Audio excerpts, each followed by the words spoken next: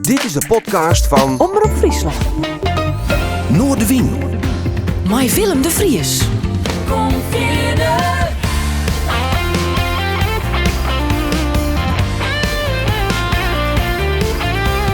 Alles wat te speelt.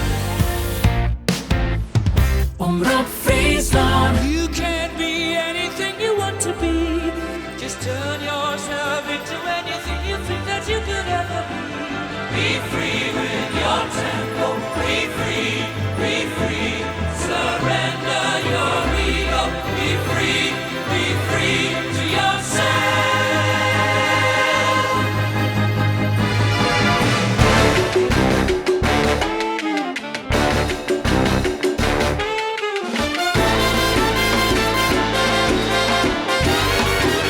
Dit is Noordewien. Goeie, en welkom bij Noordewien. Je hebt bij mij een bijzondere gast aan de tafel vanuit het Omroep Friesland Café. Het is een muzikant, jonger, gitarist. En hij wie ik nog werknummer van Fairy Tale Doors. Wat dat precies inhoudt, mij die zelf even vertellen. Opgegroeid in Snits, met zijn werk wennet en werkt hij meer in de woorden. En het is een mooi voorbeeld van een muzikant die zijn eigen wies en eigenzinnige kant gaat.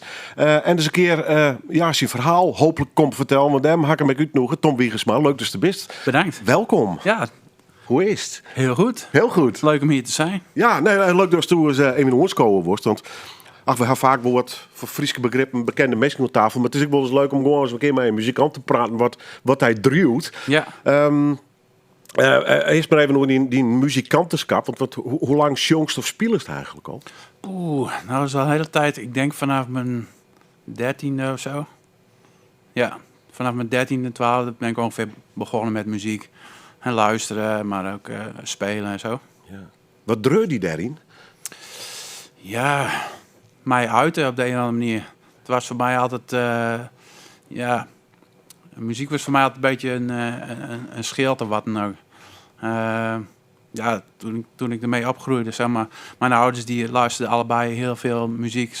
Die waren echt een beetje van de hi-fi, weet je wel. Die periode van buitenversterkers en dat soort dingen. En had ik altijd muziek luisteren en ik kan me eigenlijk niet heugen dat er nooit muziek aan stond.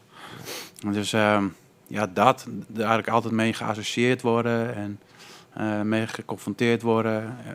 Op een gegeven moment dan wrijft dat toch af op je en dan probeer je wat, weet je wel. Nou ja, en bewust de stap zetten dus om er zelf wat mee te doen. Hè? Ja. Ik is heel passief, sinds ik door de radio gewoon, of ik draai eens een cd'tje of zo wat in. Hè? Ja. Maar doe is wel de drive om er echt wat mee te doen dus. Ja, dat trok mij altijd wel, ja. We hebben ook met gitaar, Nee, het begon eigenlijk met drums. drum. Ja. Ik ben vroeger wel op muziekles geweest. En dat was dan AMV. Nou ja, dat was natuurlijk hartstikke leuk. Noten leren lezen, titita. Algemene muzikale vorming. Oh, dat was voor mij dus helemaal niks. Dus ik ben op een gegeven moment gaan spijbelen bij dat. Want ik wou natuurlijk alleen maar drummen en rockmuziek maken en dat soort dingen. Dus op een gegeven moment toen was het zover dat ik een keer een drumstel kon kopen voor 100 gulden, geloof ik. En daar begon ik daar wat mee. Daar ging ik het mee maken, zeg maar. Ja, Rama, in het hok. Ja. Wat vonden de ouders daarvan trouwens? Ja, mooi. Ze stonden altijd achter en ik vond het nooit erg. Wat dan ook altijd stimulerend tegenover. Ja. Ja. Maar goed, op Gamecamp, hoe stap naar de gitaar dus? Ja. Ja, het was eigenlijk in de periode dat ik veel Nirvana luisterde. Dat was in die periode, zeg maar, een beetje in de jaren 90. En ik had een vriendje, wij luisterden altijd naar Nirvana of dat soort muziek. Michael Jackson daarvoor, maar daarna kwam een beetje die punkperiode. En ik weet nog goed dat wij altijd gewoon de cd aanzetten en dan zaten we gewoon zo allebei te airdrummen, weet je wel. Van, proberen om het mee te spelen. En op een gegeven moment denk je van, Dave Grohl, Night One. ja, dit kunnen wij zelf ook wel, weet je wel. Laten we het gewoon zelf proberen. Nou ja, toen op een gegeven moment dacht ik van, ik wil toch wel wat meer. Met drums kan je wel uiten, maar met gitaar kan je denk ik wat meer emotie overbrengen. Dus toen dacht ik van, dat wil ik ook gewoon kunnen. Dus toen heb ik een Spaanse gitaar van iemand geleend. En Eerst akoestisch dus. eerst akoestisch, gewoon een beetje proberen en meespelen, vooral met cd's heel veel. En op een gegeven moment dan krijg je een elektrische gitaar voor het eerst. En, Wat vind je weird? Een Telecaster was het, alleen het merk weet ik niet meer. Het was een heel onbekend slecht merk, maar dat deed er niet toe. Dit was het mooiste wat je kon krijgen. Had je hem nog? Nee, ik heb hem niet meer. Nee, helaas. Nee. Maar nee, en dan gewoon steeds een beetje meer proberen. En meespelen, heel veel meespelen met muziek en met de radio. En ja, op een gegeven moment leer je dat gewoon. Ja. Gaat heel natuurlijk. Spelen. Ja.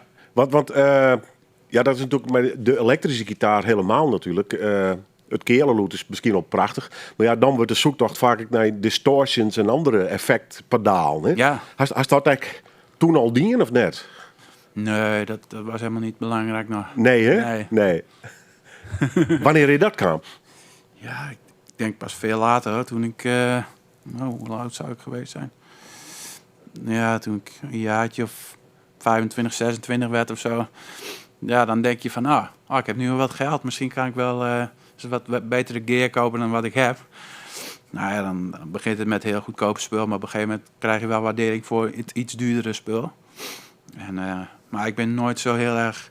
Ik hou wel van gear en ik vind het prachtig. En ik kan er ook over zwijmelen en al dat soort dingen. Maar meestal koop ik gewoon echt de essentiële dingen. Ja. Wat ik echt nodig heb. En anders dan... Had je ooit les gehad trouwens? Nee. Ja, ik heb wel een tijdje les gehad. Ja, dat was niet echt les. Het was meer van als je dit kan, dan red je het wel. Maar ik heb wel een keertje een muziekschoolles gehad van Orne Oosterhaven. En die zei toen van, is er hier iets in dit muzieklokaal, want het was een Bogenman, van wat je zou willen proberen en denk je dat je het kan? Nou, ik denk dat ik wel kan drummen, dus doe maar, ga maar zitten, weet je wel. Dus ik achter dat ding zo. En hij zei, dat is best wel goed, dat is best wel strak, maar ik zou toch wel even een paar lessen nemen. Nou, toen heb ik een paar lessen gehad van, hoe heette die ook alweer? Hij zat in die band, hoe heette die band ook alweer? Kom er nog wel op. Ja. Nou, als er even net op denkt, dan zit het die aan wel in de holle. Hij zat daarin en daar heb ik een paar lessen van gehad. Ja, precies, ja. Maar goed, uiteindelijk toch voor de gitaar. Ja. En uiteindelijk ik zanger. Ben je eigen band eigenlijk? Want dat mag ik er nog even bij zitten. Du hast je eigen trio, zeg maar. I Am Captain, komen we nog wie weinig goed te spreken. En natuurlijk hebben we er muziek van draaien. Wie dat ooit de droom om onderdeel te worden van een band of die eigen muziek te maken? Want toen spelers wel een hele belangrijke rol in je eigen band eigenlijk, hè? Ja, nou, ik vond het altijd wel leuk om in een band te zitten. Hè. Dat kameraadschap, dat vond ik heel erg fijn. Jongens onderling. Ja, precies. En ik heb toen daarna in een metalband gespeeld. Daar hebben we een tijdje wel wat succes mee gehad. Alleen toen was ik tweede gitarist en dan, je wilt toch wat meer uiten of zo. En het kon gewoon niet op die manier. Dus toen dacht ik van, dat moet ik gewoon zelf doen. En dan probeer je het gewoon een beetje zingen. En, want de spelers, de jongens en de screws, de noemen ze ik. Ja. Op welk moment komt de band eigenlijk in zicht? Is haar nummer dan al helemaal clear bij je? Of? Meestal wel, ja. Ja. De muziek sowieso, de tekst nog niet helemaal meestal, maar de muziek wel. Ja. Ik heb straks wie weinig goed erop praten. Eerst breng naar de muziek die stuurt zacht haast. Ja. Wie hebben hem met Queen? Heerlijk nummer, Innuendo. Echt, een typisch Queen nummer. Ja. Ik is van een hele hoop nummers van hun wel zitten, maar dit zeker. Hè? Dit is een beetje Bohemian Rhapsody-achtig, opera-achtig. Waarom spreekt dit nummer die Sabot toe? Of is het meer Queen de band? Ja, Queen de band. Ik weet nog dat ik vroeger voor het eerst Bohemian Rhapsody hoorde op de radio. En dat ik eigenlijk een beetje, ik was een beetje bang van Queen of zo. Weer te volle? Nou, nee, maar ja, als je Bohemian Rhapsody hoort en je hoort dat hele mooie, sierlijke, kwetsbare begin, zeg maar. En op een gegeven moment wordt het gewoon heel hard en met dat bismillah, weet je wel. En dan denk je van, wat is dit allemaal voor rare muziek? En dat moest echt even landen dus. Ja, maar als je klein bent, dan denk je ook van, muziek is muziek. Maar als het iets met je doet, zeg maar, dan weet je nog niet helemaal precies hoe je dat moet plaatsen allemaal.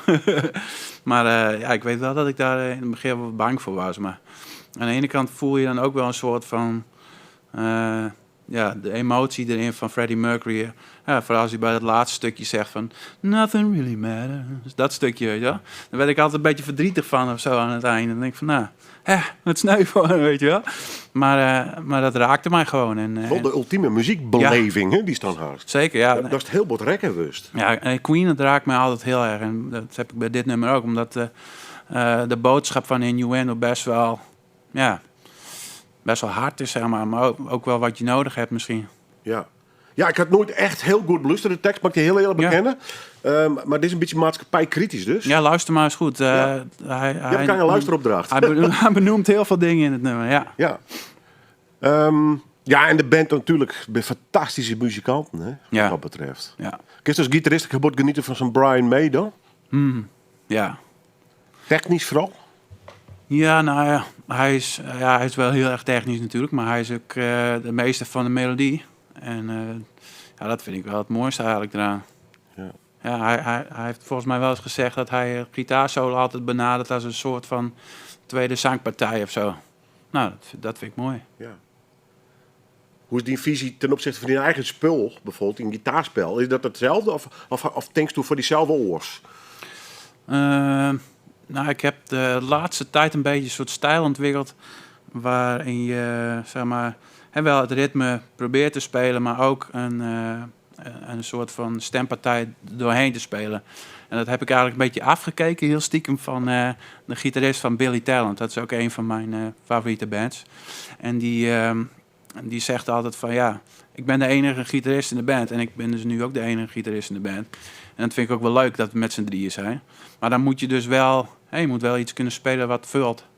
Anders is het heel iel allemaal. Dus toen heb ik echt een beetje ook die stijl overgenomen van, met één vinger speel ik het ritme en met die andere probeer ik er dan een soort zangmelodie overheen te spelen. En ik vind dat wel een mooie techniek en het is ook een uitdaging voor mij, zeg maar. Klinkt heel ingewikkeld. Ja. Nee, ja, ik ben geen gitarist. Ja. Ik doe het net nee, maar goed. Daarvoor hebben we muzikanten en mensen die er vragen op stellen. En dat leven die verhoring, ik zal maar even horen. Want ik moet mij nog zeker trop praten over muziek. Maar we gaan eerst even een plaat draaien. Tom Petty. It's Good to Be King. Ik hier even een noemer of de muzikant op zich, wat die ze bij ons spreekt? De muzikant vind ik sowieso geweldig. Persoonlijkheid, hè? Ja, persoonlijkheid. Leeft helaas niet meer. Nee, zo jammer, hè? Ja. Nou ja. En het nummer ook heel erg. Het is een beetje een melancholisch nummer ook. Ik denk dat het een beetje gaat over dat je je eigen wereldje creëert en dat je daarvan moet genieten, zeg maar. Het is goed om de koning van je eigen wereld even te zijn. Om te genieten van dit. Dat is voor mij de boodschap van het nummer. Maar aan het einde zit een heel melodramatisch stukje, zeg maar, waar ik heel erg van hou. Echt dat melancholieke geluid wat hij daarin kan creëren. Toen ik dat voor het eerst hoorde, toen moest ik ook wel even huilen. Want het was echt dat is ook weer zo'n stuk wat mij dan raakt, zeg maar. Ja, en Tom Petty, persoonlijkheid, het is een echte muzikant, wat dat betreft. Ja. Sommige mensen binnen het gewoon. Ja, hij vond het in de studio zitten ook alleen het leukste eigenlijk. Of tenminste, hij hield ook wel van optreden natuurlijk. Maar in de studio, dan kan je gewoon, dan ben je net een kind in de speeltuin. It's good to be king, whatever it pays.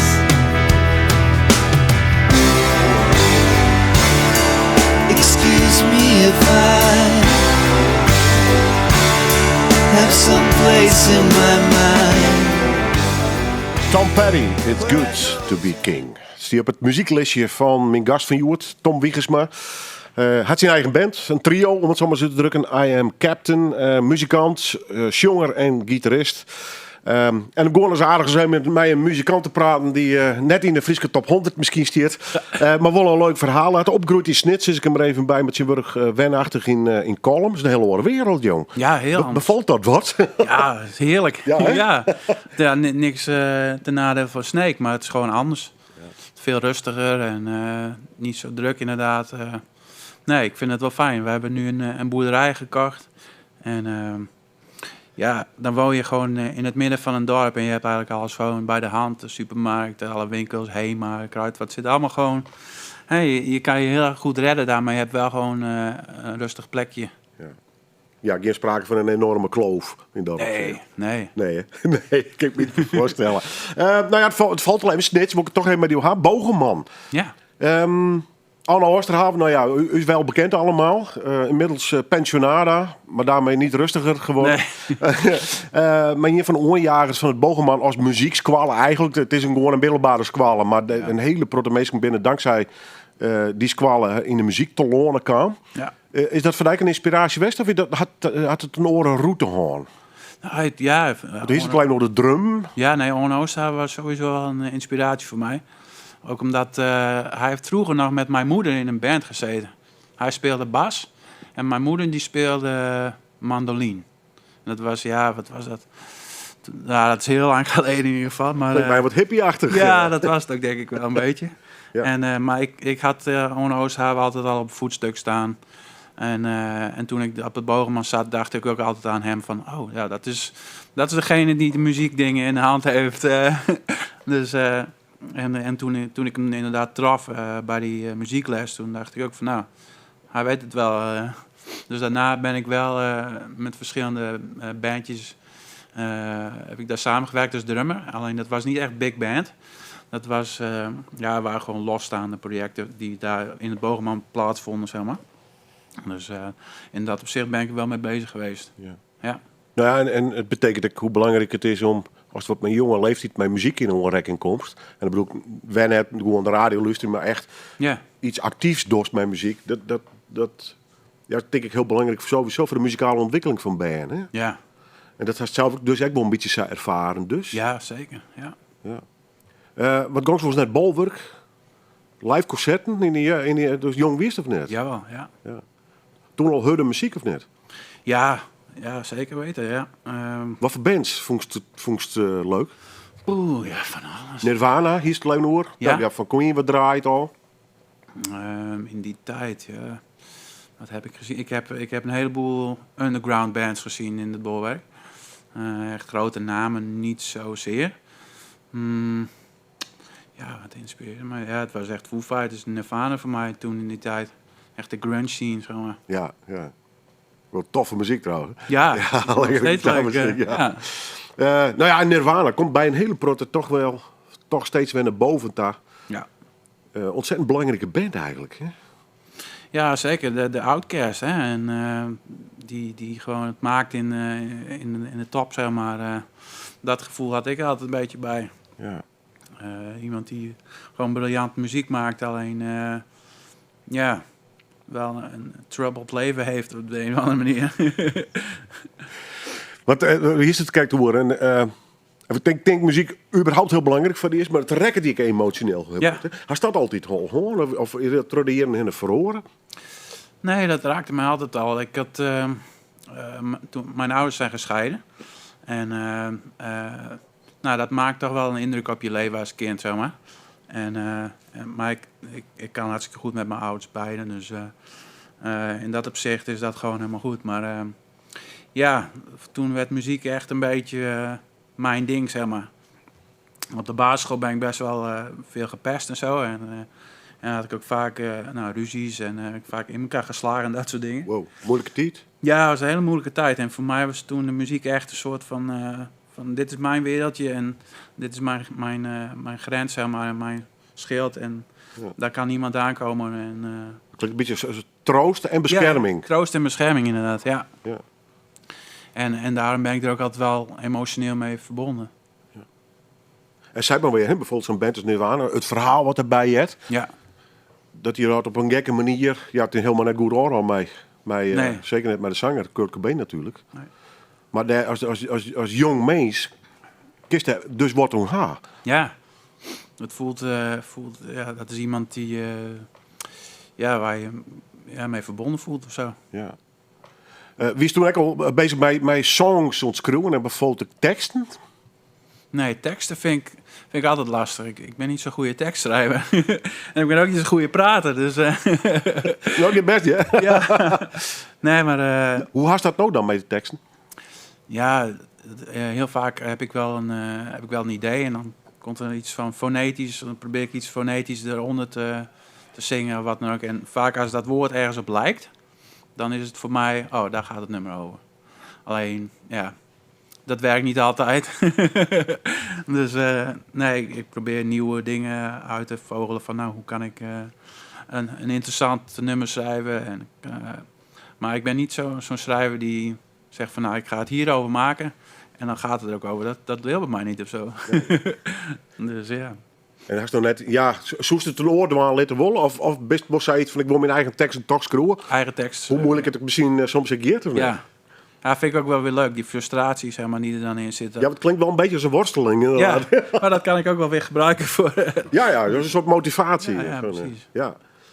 Nou ja, en het moet goed passen bij muziek natuurlijk. Hè? Ja. Maar ik neem dus gewoon dat het begint met muziek bij jou. Ja. En meestal mijn melodietje, of zit wat te pingelen met akkoorden op een gitaar?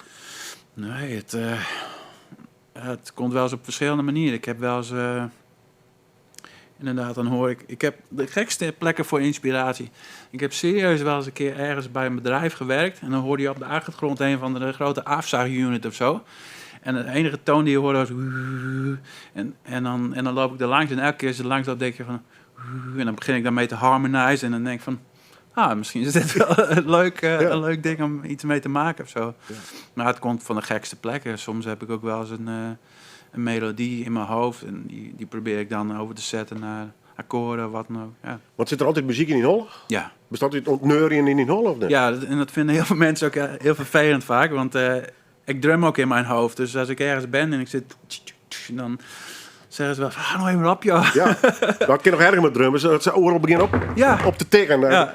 Kies dat wat lid of doe dat ook? Nee, dat doe ik ook. Ja, dus eigenlijk ben je nog steeds wel de drummer dus. Ja, ik bedenk ook vaak wel eens drumpartijen en zo. Ja. Maar in onze band is het vaak van... ik heb dit bedacht. En dan zegt Ronald dan van... wat heb jij in gedachten? Nou, dan laat ik het horen of ik doe het met mijn mond voor of wat dan ook. En dan, oké. Nou, en dan maakt hij daar weer zijn eigen ding van, zeg maar. Dus ja. En eigenlijk altijd met muziek bezig. Heel vervelend soms. Ja, nou ja, daar maak ik vreemd. Want je bent echt een muziekliefhebber. Maar die er volgens mij 24/7 mee bewust of onbewust, maar constant mee bezig is. Ja. En dat maakt het denk ik heel belangrijk in je leven. Dat er muziek is überhaupt. Ja. En dat vind ik wel heel grappig. Dat is mij redelijk bekende naam opkomst. Queen, Tom Petty. En de volgende is ELO, de Electric Light Orchestra. Ja. Wel een hele muzikale band trouwens. Mr. Blue Sky gaan we draaien. Een grote hit. Het nummer. Ja, en ook hoe hij kon zingen. Ik was echt super onder de indruk van hoe... er zit op een gegeven moment ook zo'n stukje in waar je een hele hoge stempartij hoort. En dan denk ik van, doet hij dat allemaal zelf? Maar dat doet hij dus allemaal zelf. Ik vond het wel... ik vond het altijd knap, zeg maar. En ik vond het het is ook een heel episch nummer, zeg maar. Aan het einde zit ook zo'n heel muzikaal stuk met strijkers en alles. Nou ja, dat... of tenminste, ik weet niet of je die versie hebt, maar er zijn meerdere versies, geloof ik. En dat is een beetje hetzelfde als wat ik met Bohemian Rhapsody heb. Dat is echt zo'n nummer wat heel groot wordt of zo. Ja, de hartstikke lang hoe hij, dat is Jeff Lynne. Ja. Dat is eigenlijk wel de speel van de band, hè? Ja. De creatieveling. Alhoewel voor een goede band eromheen, dan zie je het nevens mij. Ja, zeker. Ja. Maar in dat opzicht wordt vergelijken mij die eigen band of net? Qua rolverdeling? Ja.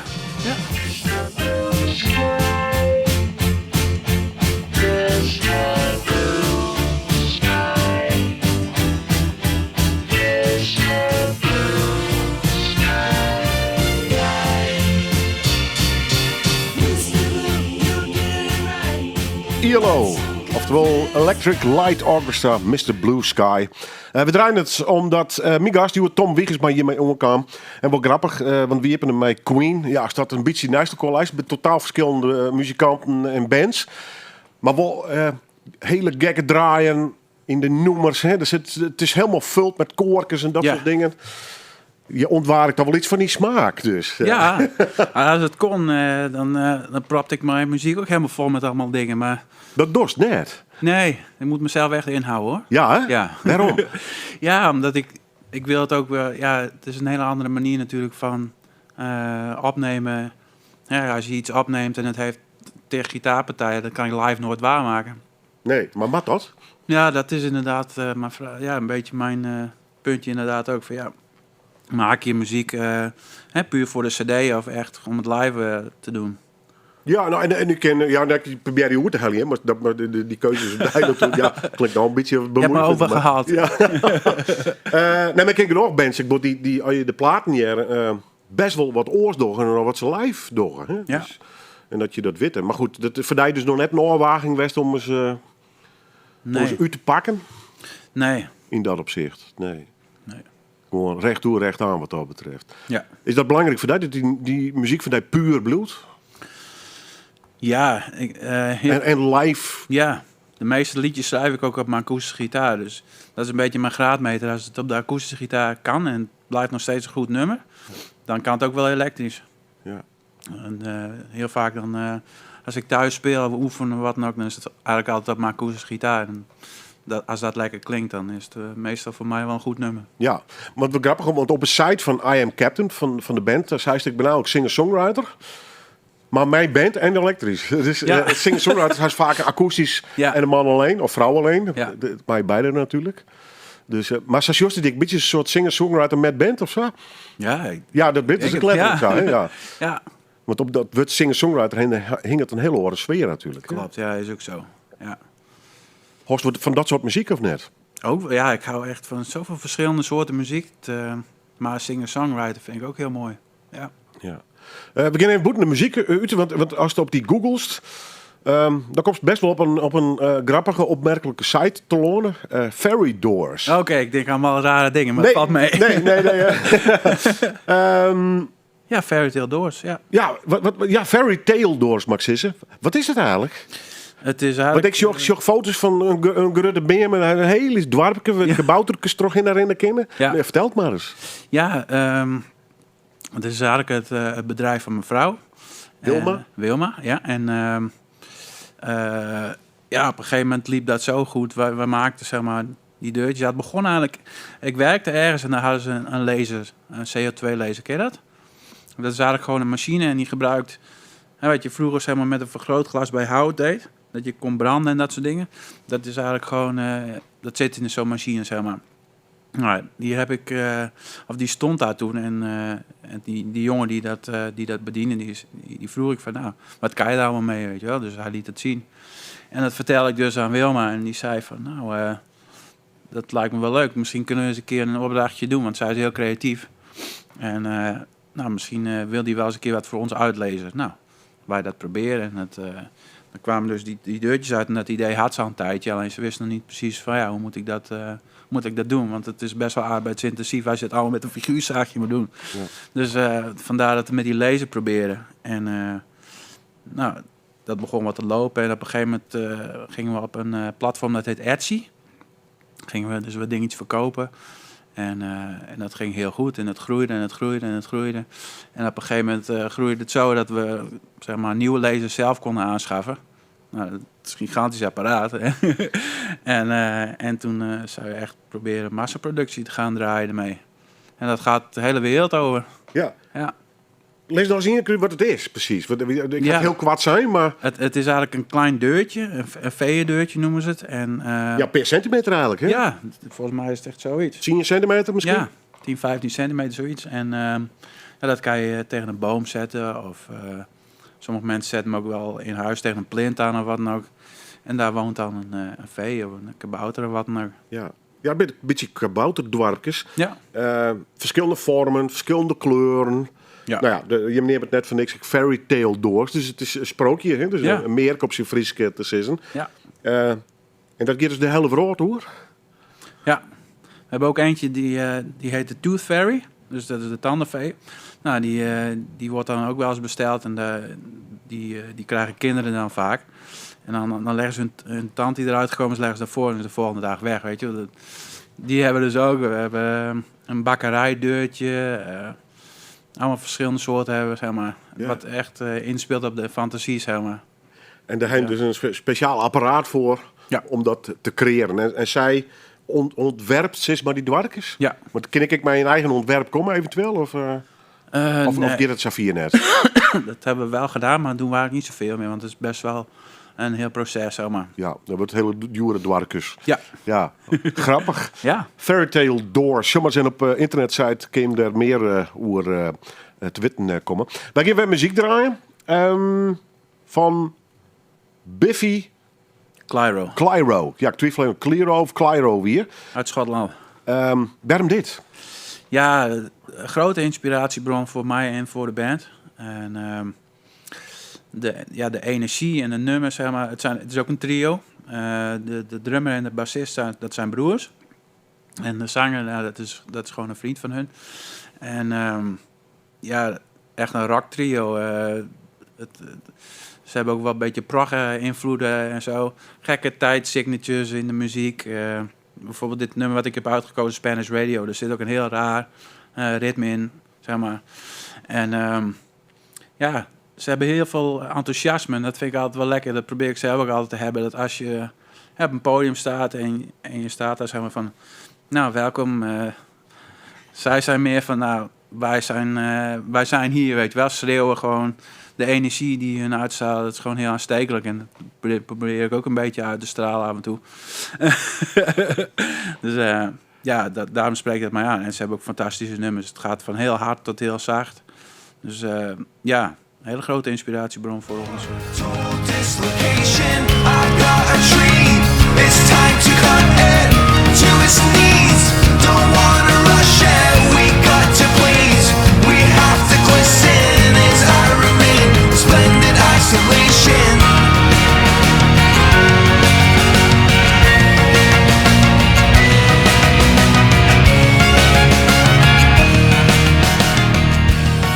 Ja, lekker nummer. Spanish Radio van de Schotse band Biffy Clyro. En Tom Wiegersma, mijn gast, die zit zelf ook in de band I Am Captain. Geef aan, ik word van draaien trouwens en ik wil praten. Maar die kwam hier mij om.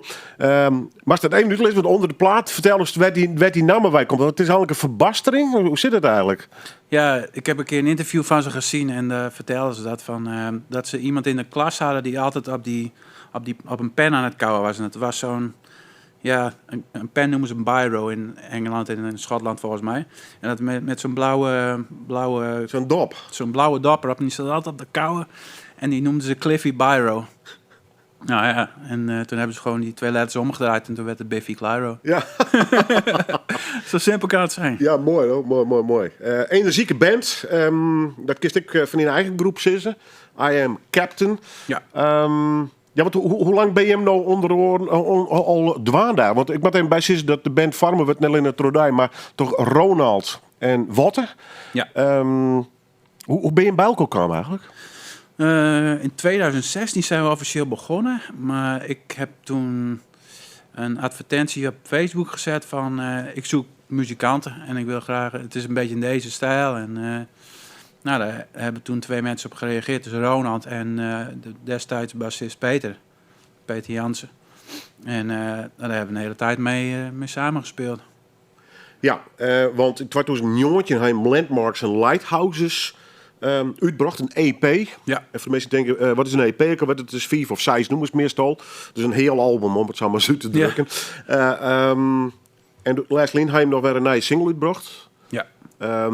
Net een heel protte studiowerk dus. Nee. Waarom net? Ben je te kritisch of... Nee. Ja, nou, of komt het er gewoon net van? Dat kritisch, maar we hebben echt een beetje die mentaliteit van we treden op, we verzamelen geld. En van dat geld doen we de dingen, zeg maar. Dus we hebben gewoon nog niet zo heel veel opgetreden en we moesten echt sparen, zeg maar, om bepaalde dingen te doen. Het moet zichzelf financieren? Ja. Oké. En die Landmarks en Lighthouses, die hebben we eigenlijk gewoon zelf gedaan. Zelf opgenomen. En dus dat was niet heel duur natuurlijk. Nee, het klinkt wel fantastisch, Max zeggen. Ja, ik ben er ook nog eens heel erg blij mee. Ja. Ja, dat heeft Peter Jansen heeft dat allemaal opgenomen en afgemixt en gemasterd en alles. En heel blij mee. We hebben nog een paar liggen, dus als je nog een wil. Ja, want na je noemer is er eigenlijk altijd hetzelfde verhaal. Doekomst met het idee, eigenlijk bij een redelijk oorskreen noemer. Ja. En dan ben je die beide jongens en die pikken dat op. En dan maak je het helemaal oor, zeg maar. Ja, die gooien een eigen sausje er wat overheen. Ja. En in het takopsplan, wat wordt het eigenlijk? Dat klinkt wel heel raar, maar... Nee, ja, welke kant maakt het op? Ja, daar je single uit. Er is een mooie clip van maken trouwens.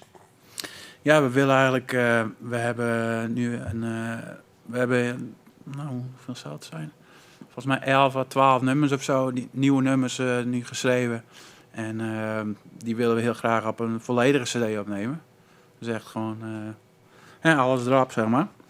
En hebben we ook een crowdfunding actie hebben we daarvoor gestart. En we zitten al redelijk ver op het budget wat we willen. En dan is de bedoeling om een complete plaat op te nemen. Nou. Dat is echt een concreet plan wat we hebben. En wat meer spelen, zeg maar. Ja. Nou, dan kom je in ieder geval maar weer in de Noorderwind studio. Want je bent al eens te gast geweest en daar waar ik wel heel blij van. Je maakt je fantastische muziek. I Am Captain. We draaien hem naar je single Lines. Wat is het verhaal daarachter? Of... een writersblok. Dat je niet de woorden kan vinden, zeg maar. Dat is bijna letterlijk de tekst, zeg maar. Je komt er niet uit. En ik heb dat soms. Dat wond gewoon net. Nee, dan wil het gewoon even niet. En dan, toen dacht ik van, dan kan ik net zo goed een nummer over maken. Want gelukkig lukt het vaak wel. Ja. En dat levert mooie muziek op. En dat wil ik daarin dat u het nog gaat. Dank u wel alvast. En we gaan hem draaien. I Am Captain. Ik te vinden wel op YouTube, op Spotify. Maar van dat EP'tje moest Tom maar even mailen. Maar die had nog wel een peer op zolder te lezen. Ja. Dus dat komt ik altijd wel goed. Dank je wel voor die komst. Ja, ik bedankt. En dit is Lines. Catch the golden rule. Dank je wel.